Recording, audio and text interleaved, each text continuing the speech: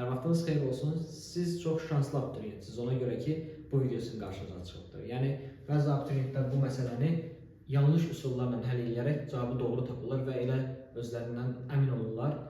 Sabahsız gün başqa bir belə tip məsələ ilə qarşılaşanda həll edə bilmirlər. Gəlin, baxaq görək, onların elədiyi səhv nədir və məsələnin düzgün həll qaydası necədir? Gəlin, məsələni oxuyaq. Deyir ki, linzanın baş optik oxu üzərindəki S mənbəyinin xəyalı alt nöqtəsində alınır. Yəni, bura bir cisim qoymuşam, bir nöqtəsinə. Onun xəyalı harada əmələ gəlibdir? Alt nöqtəsində əmələ gəlibdir. Deyir, mənbəyi 3 nöqtəsinə gətirdikdə xəyal hansı nöqtədə alınır? Buradakı xəyalın alındığı nöqtəni istəyir. İndi dəyərli dostlar, cismi hara qoymuşdum? Bir nöqtəsinə. Şagird fikirləşir ki, bu bir xəttə gəlin bir dama deyək. Müəllim, mən cismi bir nöqtəsindən 3 nöqtəsinə gətirsən, yəni 2 dama sağa sürüşdürsən, onun xəyalı da buna uyğun olaraq 2 dama sağa sürüşər və cavab C variantı, 8 nöqtəsi olur. Cavab doğrudur, lakin üsul yanlışdır. Bu üsuldan istifadə etmək olmaz. Yəni, bunun elmi əsası yoxdur. Gəlin, baxın, görək, nə edə bilərik o zaman? Aha, deyir ki, cismi bir nöqtəsinə qoymuşam və xəyal 6 nöqtəsində əmələ gəlibdir. Bu kimdir? Toplayıcı linza.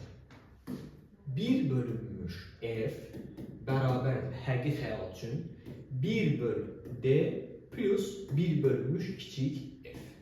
İndi gəlin, yavaş-yavaş bu qaydanı tətbiq edək və yazaq. Burada 1 bölünmüş F, F burada fokus məsafəsidir. 1 bölünmüş D-dəki D cisim məsafəsidir, yəni cismi hara qoyumsan, linzadan hansı məsafəyə qoyumsan, 1 bölünmüş kiçik F-də xəyal harada əmələ gəlibdir, xəyal məsafəsi adlanır. Yaxşı. Yazıram ki, 1 bölünmüş F bərabərdir. 1 bölü D, cismi hara yerləşdirmişik? 1 nöqtəsində. Yəni, linzadan 1, 2, 3, 4 qamın məsafəyə. 1 bölü 4 üzərinə gəlinmiş, 1 bölünmüş, xəyal harada əmələ gəlibdir? 1, 2 qamın məsafədə. 1 bölünmüş 2. İndi cismi gətirirəm mən 3 nöqtəsində qoyuram. 3 nöqtəsində yerləşdirirəm. Xəyal harada əmələ gələcək? İndi baxaq görək. Yazıram, yenidən həmin qaydanı tətbiq edirəm. 1 bölünmüş F bərabərdir. Xəyal cisim məsafəsi linzadan 2 dama 1 bölünmüş 2. Üzərinə gəlmiş xəyal məsafəsi hansıdır? Onu artıq mən bilmirəm. Ona görə də mən qara F yazacağım bura. Şagirdlərimiz nə edirlər?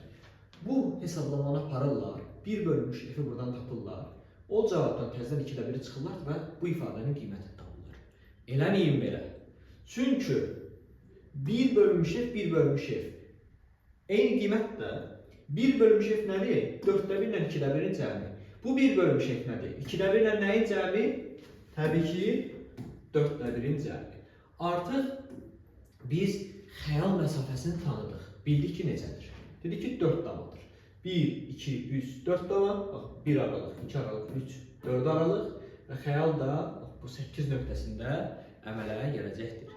Bir də deyirəm, 1 bölünmüş F, 1 bölünmüş F. Qiymət eynidir. 1 bölünmüş F, 2-də 1 ilə 4-də 1-in cəmidirsə, bu 1 bölünmüş F-də 2-də 1 ilə nəyin cəminə bərabər olar? Həmin o 4-də 1-in cəminə bərabər olar. Deməli, xəyal məsafəsi linzadan 4 dama 4 vahid təşkil edir. Belə dəyərli dostlar, artıq bu məsələnin də necə həll olunduğunu bilirsiniz. Sağ olun, salamat qalın.